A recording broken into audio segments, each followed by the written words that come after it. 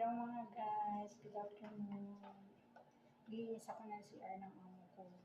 So, everyday, pitong CR ang nililinis ko.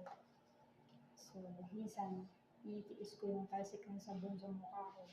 Kasi, okay lang, nandito na yung pera eh. Kasi naman nasa Pinas ako, wala akong trabaho, wala akong papakain sa anak ko. Di ba, dito na lang ako kaysa magkasama kami. Mga So, may ko ako salamat kasi gusto ng amo ko ma-interviews dahil mga style ng mundo. Salamat. Kaya ko minsan mga guys,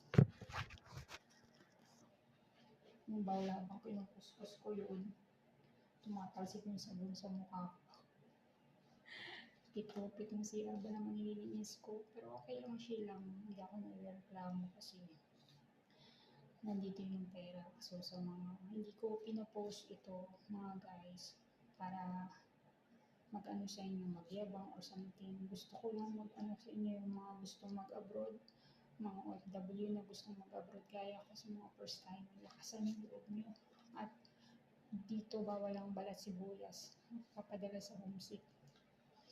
Diskarte dito para makakain. At yun na, tiisin mo yung masasakit na salita ng amo. Pagod puyat. Pwede mapagod. Pahinga lang konti, pero laban nagsusuko.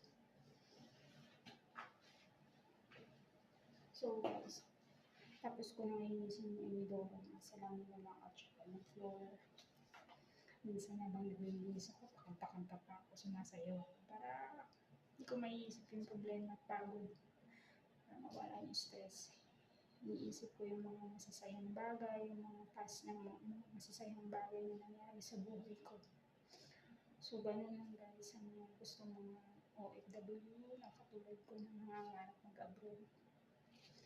Kailangan dito guys, mahabang pasensya, tiis, mahabang balat sibuyas, at diskarte. So, yun lang guys, bye-bye. Thank you for watching.